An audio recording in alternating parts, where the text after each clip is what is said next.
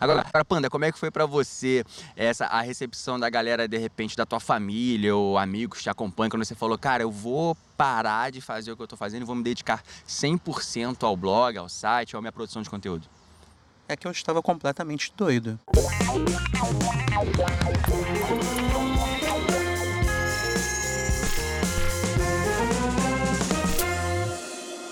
Fala, meu povo, viralizando na área. E olha só, quando o assunto é cultura nerd, tem um casal que é especialista no assunto. Tudo começou com um blog e hoje em dia está em diversas plataformas. A gente está falando aqui do Coxinha Nerd, que faz resenhas e críticas sobre filmes, livros, séries. E para conversar um pouquinho sobre esse assunto, a gente chamou aqui Panda Mendes e Cris Siqueira. Tudo bom, galera?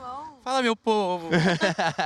Fala, meu povo, na televisão é diferente, né? É. Fala, meu povo! Exatamente. Olha só, antes de começar o programa, ô Cris, já vou falar aqui, pessoal, porque acho que com certeza todo mundo pergunta pra vocês. Primeira coisa, vocês devem já ter ouvido muito. Por que coxinha? E segunda, vocês são um casal? Ah, tá. Então eu já vou responder aqui. Gente, sim, eles são um casal e coxinha eu sei a explicação. Tá? É o seguinte, quando a Cris estava falando com as pessoas e ela começava a explicar as coisas, ela é meio italiana, ela fazia um negócio assim. E aí isso aqui parece uma coxinha à mão, tá vendo? E aí parecia que ela estava dando uma coxinha pra pessoa. E geralmente o assunto era nerd, então ficou coxinha nerd. É isso, acertei? Exatamente. Aí a gente fez a primeira coxinha, ela era fofa e ficou pra sempre. Ah, então, olha aí, tá vendo? Ninguém me contou isso, tá? Isso daí foi uma pesquisa que eu fiz, inclusive, na É porque internet. você acompanha desde o começo. Exatamente, é exatamente isso. Então eu acho que o Joker, ele tem nesse filme a construção dessa pessoa que não encontra oportunidade na vida, que se acha à margem da sociedade, que ouve só coisa ruim de todo mundo sobre o que ele é, e ele vai acreditando muito nisso, ele vai vestindo essa carapuça de rejeitado, maltratado, injustiçado. Como é que começou, cara, essa aventura de vocês aí nos blogs, da blogosfera? Começou bem antes do blog. A gente se encontrava para falar sobre séries. A gente tinha a quarta-feira que a gente se encontrava num barzinho para conversar e teorizar sobre séries. Nasce uma criança em The Walking Dead, eu já fico nervosa, pensando qual a função dessa criança, além de ser mais um peso que a gente tem que carregar quando fugir para algum lugar. E aí, no momento que a Cris falou, eu preciso escrever sobre coisas que estão na minha cabeça para outras pessoas. Eu falei, por que a gente não faz, então, leva um pouco dessa nossa vida, dos nossos encontros para a internet? E aí nasceu o blog e evoluiu para as redes sociais, evoluiu para o canal do YouTube. Durante muitos anos, entre as décadas 80 e 90, a gente foi embebido por animações de princesas e Pocahontas e Aladdin, a Bela e a Fera, e tinha o Corcunda de Notre Dame, várias outras animações que mostravam histórias perfeitas, que eram contos de fadas. Mostravam histórias perfeitas, com um final feliz. Desculpa, gente, minha garganta tá meio dolorida. Quanto tempo, mais ou menos, vocês já estão fazendo esse conteúdo pra internet? Desde 2011. O blog nasceu oficialmente no dia 5 de maio de 2011. Antes disso, a gente ficou um ano e pouquinho fazendo outras coisas, assim, meio que não deram certo, até que o Coxinha nasceu. E aí, desde então, nunca mais paramos. E aí vocês trabalhavam em empregos convencionais e tradicionais, né? Carteira assinada, aquela coisa toda. Como é que foi migrar, né, sair dessa segurança de um emprego convencional e virar, de fato, produtor de conteúdo para a internet? Só corrigindo um pouco, falsa segurança. É que verdade, todo mundo é verdade. pode ser demitido a qualquer momento. Isso é verdade. A gente sempre fala isso, assim, as pessoas ficam meio assustadas, né? Tipo, ser autônomo é muito perigoso. Mas ter um emprego também convencional é muito perigoso. Sim. Se você não fizer por onde, você pode ser demitido a qualquer momento. Às vezes você faz até por onde, mas aí a empresa não dá certo. Sim. E você é demitido da mesma forma. Mas assim, é muito difícil o começo, sabe? Porque você controla o seu horário, você precisa ser todas as pessoas da sua empresa. Então você exercita ali algumas atenções que geralmente você não tem quando você só executa uma função em algum trabalho, né? Demanda muita dedicação de venda, autopromoção. Se vender é muito difícil. Então você tem que começar a descobrir alguns talentos e eu acho que os 2 primeiros anos assim são bem intensos de adaptação. É bem sofrido, mas ao mesmo tempo é muito prazeroso. Então acaba compensando o tempo todo, né? Se você realmente faz o que você gosta, independente da forma de comunicação que você atua, é prazeroso. Né? É satisfatório. Deixe seu like. Deixem o like, não esqueçam de deixar o like aqui. O Brandon falou que a gente está mais saturado do que o normal, talvez Saturado. sim, de notícias como essas de hoje. Estamos saturados da cultura pop ficar cagando na cabeça de coisas que a gente gosta. Legal até pra galera de casa ver que tá tentando aí fazer alguma coisa, sei lá, escrever um blog ou começar a viver disso. Ver que às vezes a pessoa para porque, eu não tenho expertise em, sei lá, administrar uma empresa, porque quando o negócio crescer, mas vocês foram caminhando, foi devagarinho, aprendendo, né? A internet também tem muita coisa que ajuda, né? Não, e assim, você precisa realmente estudar bastante para ser dono de uma empresa, né? Porque são muitas questões que você não lida no dia a dia. Na hora que alguém fala assim, você emite uma nota fiscal e você fala sim. É um sim com tantos desdobramentos que você tem que parar um momento, dedicar, estudar, pedir ajuda para quem conhece. É bem atarefado, né? Total. Você não é financeiro, né? Você não é contador. Você é um criador de conteúdo. Agora, postar alguma coisa no seu Instagram é moleza. Mas fazer uma nota fiscal...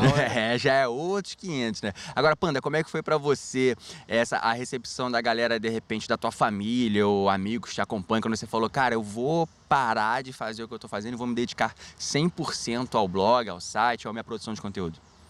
É que eu estava completamente doido. Era isso. A gente pensava, você está doido. Você mudar completamente a sua profissão, a sua carreira, que está caminhando em uma linha que a sociedade diz que é correta, que diz que é direita, e arriscar em algo novo de uma profissão que ainda está nascendo, né? Por mais que tenham milhões de pessoas trabalhando em criação de conteúdo na internet hoje, ainda está nascendo, ainda é novo, ainda é uma área desbravada da nossa sociedade e do mercado de trabalho. Uma coisa importante, eu vejo a paleta da parede do ambiente, da cortina do ambiente. Tanto que tinha várias teorias das cores por causa de Breaking Bad. Não, fato. Foi feito um estudo de cores, fato, de Breaking Bad. Toda cena importa, toda música importa. Como é que foi pra vocês fazer com que as empresas ganhassem essa confiança de repente anunciar com vocês, ou então entregar projetos pra vocês e falar assim, cara, esses caras podem cuidar bem da minha marca? Eu lembro que no começo a gente tinha a falsa impressão de que a gente tinha que marcar uma reunião com uma empresa, um canal, uma produtora e se apresentar e se vender. A gente passou quase que 2015, que foi o ano da transição de emprego tradicional para autônomo, a gente passou quase 2015, 2016 inteiro fazendo isso. Até que a gente entendeu que a nossa palavra sobre a gente não vale muito no mercado. O que vale é a palavra do público. No momento que esse clique deu assim na nossa cabeça, a gente falou, cara, a gente não tem que ficar batendo de porta em porta nas empresas. A gente tem que entregar o nosso melhor para as pessoas que acompanham o nosso trabalho e essas pessoas vão ser as pessoas que vão vender o nosso trabalho. Fala, meu povo! Eu tô lesada. Caraca, eu avisei! Não deu nem o timing de falar, meu povo. Existe uma ética também na hora de você criar o conteúdo, de você não querer só criar as coisas que são muito relevantes, as coisas que as empresas estão olhando. Você tem que se comunicar com as pessoas que têm empatia com você. E a partir dali, você cria um nicho, aí você cria um público fiel. E isso vai tornando para as empresas o nosso ambiente de trabalho um ambiente relevante e seguro para elas colocarem a marca delas também. Então é um trabalho muito de formiguinha e muito de fora para dentro, assim. Acho que essa é a maior descoberta do criador de conteúdo depois dele bater em tantas portas e ouvir tantos, nossa, vocês são incríveis, mas agora não. E acho que nesse sentido também, você acaba fazendo um público até um pouco mais assertivo para essas empresas, porque se você cria um conteúdo que é só daquele nicho ali, tem uma galera fiel que te acompanha, então a empresa com certeza ela vai, olha, aqui meu público ele tá ali, vai ser muito mais certo se eu anunciar aqui, não é isso? Existe o segundo passo, que é depois que a empresa te conhece e decide apostar a marca dela em você, para você anunciar alguma coisa, que é você fazer um trabalho bem feito. E mais ou menos é isso que a Netflix vive. Ela é quase como o filho mais velho dos streamings. Todos os outros vêm aprendendo com os erros dela e quando eles entram no mercado, eles já entram acertando muito. A gente, quando começou, era muito marca, né? A gente literalmente não aparecia, porque era o blog, então só aparecia o nome do blog. Depois que começou, acho que foi pelo Snapchat, que começou mais ou menos as pessoas a conhecerem quem a gente era, qual era a nossa rotina. Aí começaram as perguntas de, mas vocês são casados? Para as pessoas entenderem. E começaram não sendo, né? Não sendo. Ah, olha aí. A gente era Coxinha, só né? amigo, aí depois que a gente casou. Mas isso foi se desenvolvendo e a gente foi começando a aprender também os limites da exposição, né? Dos conteúdos que a gente queria colocar. E é muito engraçado, assim, porque às vezes a gente não pensa que as pessoas têm interesse de saber os nossos gostos de outras áreas. E aí a gente não explora.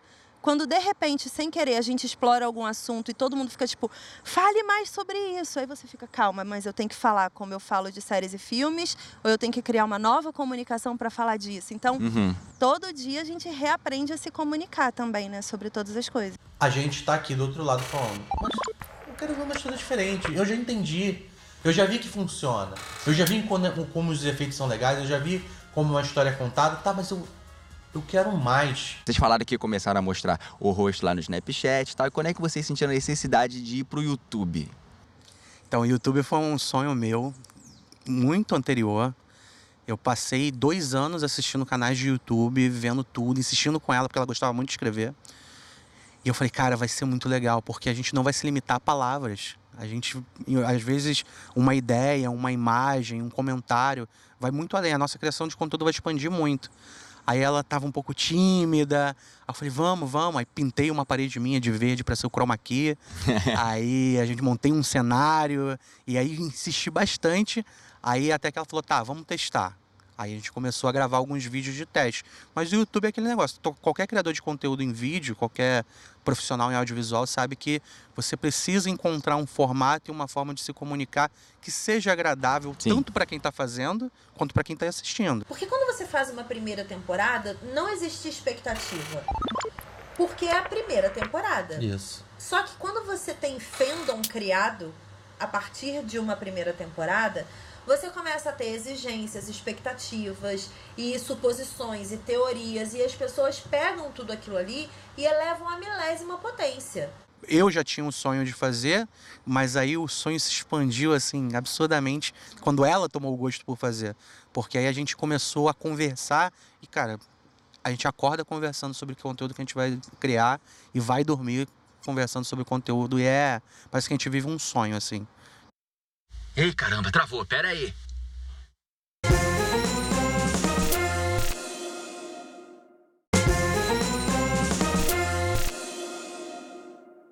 Opa, peraí só um instantinho. Consegui. Voltou. Gente, vocês falam sobre filme, falam sobre série, falam sobre livro. Vocês conseguem consumir isso tudo pra poder conseguir dar a crítica de vocês, a resenha, enfim. Dá tempo de fazer isso? Dá.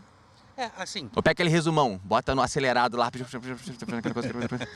Não, a gente assiste tudo. A gente assiste durante... Porque, assim, o que vai pra internet, de fato, pros vídeos ou pro site, é 10% do nosso tempo, do nosso dia.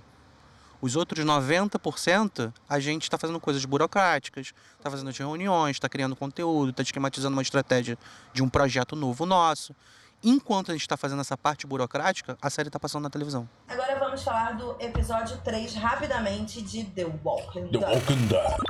Então, uma conclusão que a gente chegou na semana passada, depois de muito falar sobre o episódio 3, é que foi um episódio sobre transtornos psicológicos que são causados pelo apocalipse zumbi ou qualquer outro apocalipse, principalmente. Aquela um olho no peixe, outro gato, Tem né? que dividir. Janeiro Não, e fevereiro. também a gente tem mais ou menos um cronograma do que a gente quer cobrir de conteúdo. Só que, de repente, um canal vai lá e lança alguma coisa que a gente não esperava. Ou a gente vai no cinema ver um filme que não estava no nosso planejamento, mas a gente curte e quer falar. Tem muita coisa do trailer também que sai do nada, né? Do nada. Saiu. Pum. E aí a gente simplesmente faz. Sem planejamento, sem nada. Mas, teoricamente, a gente segue algum cronograma que fura o tempo todo. A gente lê todos os comentários, nem todos os conteúdos a gente tem realmente uma conexão pra assistir. E aí a gente acaba não falando sobre eles aqui no canal. Mas quando muita gente fala ao mesmo tempo... A gente sempre fala, fala, opa. calma, tem um fenômeno acontecendo aqui, eu preciso entender o que tá acontecendo aqui. Aí a gente assiste como foi com Raising Dion. Tem coisas que a gente vê que são maravilhosas e tal. Tem um Game of Thrones da vida, o negócio é muito bom e tal. Star Wars, não tem crítica nenhuma pra Star Wars, é um negócio maravilhoso, entendeu? Mas e quando vocês não gostam? vocês falam a verdade mesmo, assim, ó, cara, não curti. Até porque eu acho que o público de vocês espera essa sinceridade de vocês, né? Vocês falam mesmo quando não curtem? Então, geralmente a gente fala que não curte nas redes sociais. Uhum. Ou então, por exemplo, a gente faz live todo dia, live de notícia. Aí, às vezes, a gente tá lá numa live de notícia, que é tipo um jornal, assim, diário nosso. E aí as pessoas falam assim, não vi vocês falando ainda da série tal. Vocês vão falar? Aí a gente fala não, porque a gente não curtiu.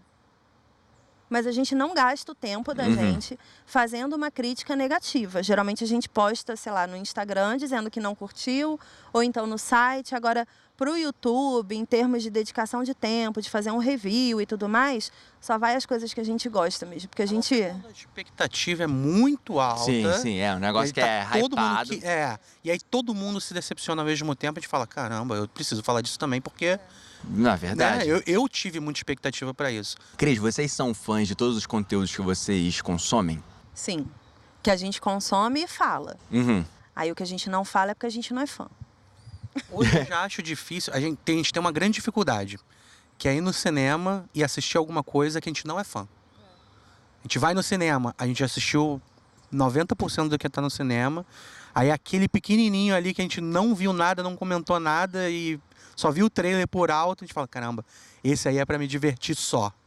Entendi. A gente sai na maioria da vez a gente sai do cinema querendo fazer vídeo, mas a ideia inicial é E só agora, assistir. vocês têm em mente que vocês lidam com paixões, né? E com fãs que são muito arte. Tipo assim, Star Wars pra mim é uma coisa que é paixão mesmo, entendeu? Então, assim, como é que vocês tentam, de repente, passar de uma forma mais tranquila, às vezes, a crítica que não é tão legal, pra poder essa galera não se sentir, de repente, sei lá, triste ou ofendida. Vamos usar a palavra ofendida, mas não é bem isso. Mas, sabe, sair chateado com vocês porque não, cara, não foi bacana. E ainda assim vocês têm o respeito por essa paixão do fã com o material que vocês estão fazendo a crítica. Um crítico, de fato, ele estuda para ser crítico. Uhum.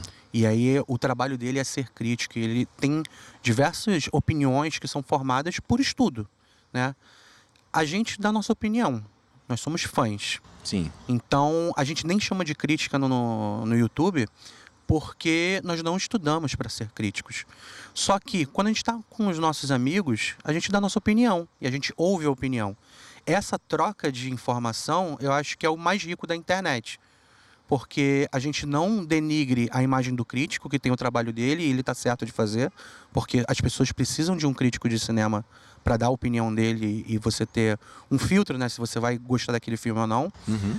Só que o papo de amigo tem muito mais valor para quem tá por perto, né? Eu acho que a Disney foi muito assertiva quando ela pegou a história da Bela Adormecida e fez o zoom out. No momento que ela fez o zoom out, a Bela Adormecida se tornou apenas mais um elemento do lado do conto de fadas da história. A gente, na década de 90, a gente assistia um desenho e corria para conversar com os amigos. Todo mundo ia para suas casas, assistir o desenho e depois voltava para a rua para conversar.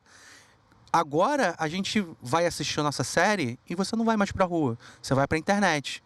E aí, na internet, a gente tá lá, como amigo, para querer trocar nossa ideia. Agora, Riverdale, tipo, os personagens, a todo momento, eles são construídos de uma forma, aí você destrói eles, aí você constrói eles de novo, e aí você destrói eles de novo. Então, tipo, não segue um negócio. E isso que tá me irritando. Não, eu acho... Pera, lê, depois eu falo. A Tainá Pereira comentou que o nome disso é novela. A gente sempre fala que ninguém é obrigado a nada. A gente começa e termina todos os nossos vídeos falando praticamente isso sempre. E quando a gente termina de dar uma opinião, talvez que seja muito polêmica, muito negativa, e que a gente sabe que vai doer ali no coração de uma ou outra pessoa que é muito fã, e aquele fã cego mesmo, que pode dar um filme horroroso, que ele vai falar, nossa, obra de arte da minha vida. Por exemplo, você gostou de Han Solo? Não.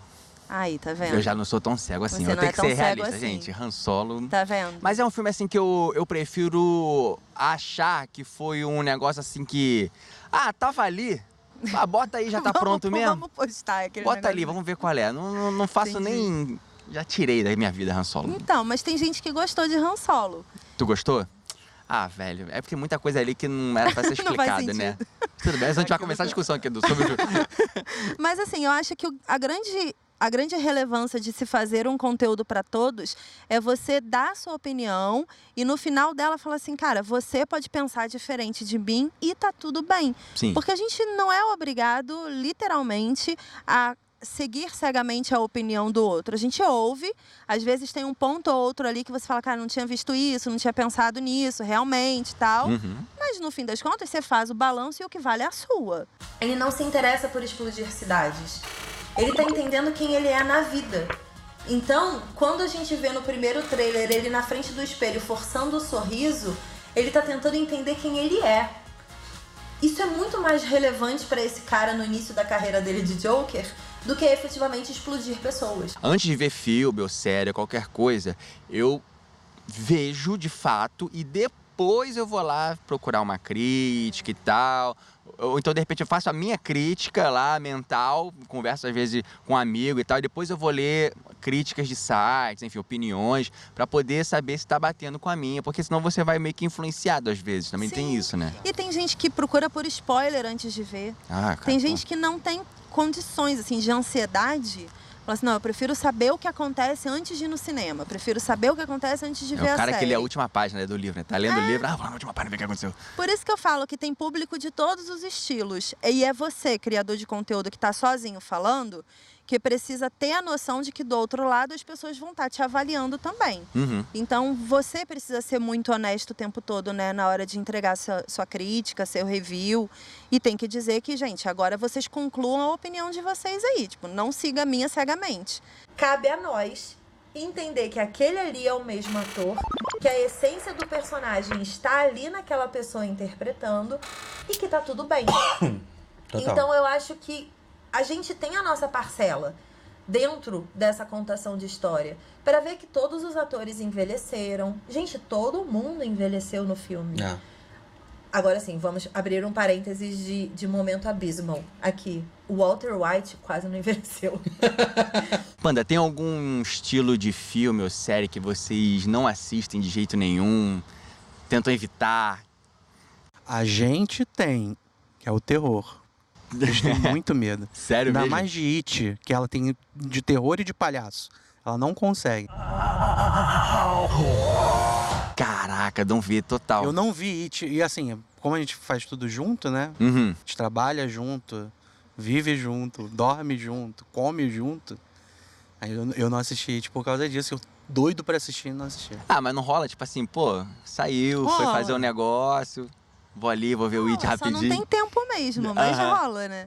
Mas eu não vejo terror por nada, assim. Não, mas eu vou te adianta. falar, o It, eu tenho essa coisa com filmes de terror também, eu não curto muito, que não é nem questão do medo, é porque eu acho chato. Desnecessário. É chato, eu acho É uma chato. experiência desnecessária. Mas o It, ele tem uma coisinha meio Stranger Things, assim, que é uma coisa mais legal, é meio anos 80, uma pegadinha anos 80 que eu gosto. Mas rola um palhaço ali no meio fazendo pá! Mas é que tá, não é aquela coisa de demônio, exorcista, tá ligado? Mas demônio é mais aceitável que o palhaço, Que entendeu? isso, olha aí, ó. filme de terror, Deixa gente. essa não frase dá- aí, gente, aí, ó. Essa é a frase da Cris hoje, a frase do programa. Demônio é mais aceitável que palhaço. Tá aí, muito Verdade. bom. Eu falo que as piores coisas de filme de terror são criancinhas. Cara, não bota uma criancinha com a camisolinha andando numa casa. Aquela pelo amor risadinha, né? de Deus. Ou velhinhos também são bem tensos em filmes de terror e palhaços. São os 3 piores elementos do terror. Se tiver uma criança palhaça velha, já era, ela não vê Tem. mais. Se vocês pudessem deixar uma dica pro pessoal que tá começando e que tá passando aí, de repente, por algumas dificuldades, como vocês já passaram, o que vocês falariam pra galera que tá começando ainda a fazer conteúdo pra internet? A sua criação de conteúdo, ela é única. Ela não vai ser copiada, ela não vai ser transmitida como você transmite. Então, foca no que você gosta, foca na forma que você conversa, como você conversa com seus amigos, como você chama a atenção das pessoas. Então, é uma arte, né? É uma arte criar conteúdo. Se comunicar é uma arte. Então, como é que você se comunica que realmente chama a atenção dos seus amigos e pessoas próximas de você e você pode transmitir uma informação que seja agradável, que seja legal, que vá fazer com que uma pessoa que não te conhece na sua vida passar pelo seu conteúdo e querer retornar algum outro dia. A melhor forma é essa. Foca que você está conversando com pessoas e não com números. Os seus seguidores e seus inscritos são pessoas que têm palavra, têm pensamento, têm um cérebro ali funcionando e ele tem a opinião dele sendo formada o tempo todo com o que você fala. E acima de tudo, cuidem da saúde mental e não se preocupem em não trabalhar, sabe? Porque eu acho que quando você cria conteúdo para a internet, você é o dono da sua rotina, existe uma cobrança pessoal muito grande por produtividade. Não tem ninguém te cobrando isso. É você que se cobra. Então você, sei lá, decide que você vai postar algo no Instagram de 1 em 1 hora. E aí, de repente, surge alguma outra coisa e você não tinha planejado, aí você fala, não, calma, eu posso fazer de meia em meia hora. Daqui a pouco você está escravo do seu trabalho, não está tendo tempo para descansar, para você. E eu acho que esses momentos são muito importantes. Então, a gente, por exemplo, a gente mora num sítio, então a gente está muito longe da confusão da cidade, a gente medita bastante junto, a gente tem uns momentos assim que são offline. Pra desligar total, né? É, porque é importante você cuidar da sua saúde mental. E principalmente, quando você quer entregar um conteúdo, sempre vai ter rejeição. Sempre. Sempre vai ter alguém que vai discordar do que você está falando, sempre vai ter um conteúdo que vai ter rejeição. Às vezes você começa, igual você falou, tipo, vocês sempre falaram de crítica. Então, às vezes você começa com uma linha de raciocínio, querendo falar, sei lá, de culinária na internet. Aí no meio do caminho você fala, cara, mas eu gosto também de falar de séries. E aí você criou um público de culinária. De repente você quer falar de séries, e aí você fala assim, não, mas eu vou postar e as pessoas não vão gostar, porque elas estão acostumadas. Aí você posta. Vai ter gente que vai curtir, vai ter gente que não vai curtir. Mas é você que tem que acreditar. Gente, muito obrigado por vocês terem vindo aqui no Viralizando. Pô, primeira vez que fizeram isso, cara. Agora eu fiquei meio emocionado. Sério? Pô, com certeza. Valeu, Cris, valeu, Panda. E o pessoal que quiser encontrar um Coxinha Nerd na internet, como é que faz? Coxinha Nerd mesmo. Tudo é Coxinha Nerd, literalmente. O site, o YouTube, o Instagram, Twitter, Facebook. E a gente tem agora um canal novo, que é o canal de lives, que a gente deu uma separada, porque o YouTube não sabe lidar com várias coisas ao mesmo tempo. Então a gente falou, vamos ajudar o amiguinho a ajudar a gente, né? Que a gente também tem que ajudar a plataforma. Sim. Aí a gente tem o canal Coxinha Nerd no YouTube, que é de vídeos, e o canal Cris e Panda no YouTube, que é só de lives. Boa. É Então, gente, valeu, muito obrigado. E olha, você que tá em casa, gente, nós também temos nossas redes sociais aqui. Segue o Viralizando lá no Facebook. E se você perdeu algum programa, tá tudo no YouTube, gente. É só chegar lá, assinar o canal da TV Brasil e procurar lá Viralizando. Até o próximo programa. Um beijo e tchau. A gente dá tchau também? Dá tchau também. Tchau. Como é que é o tchau? Tchau.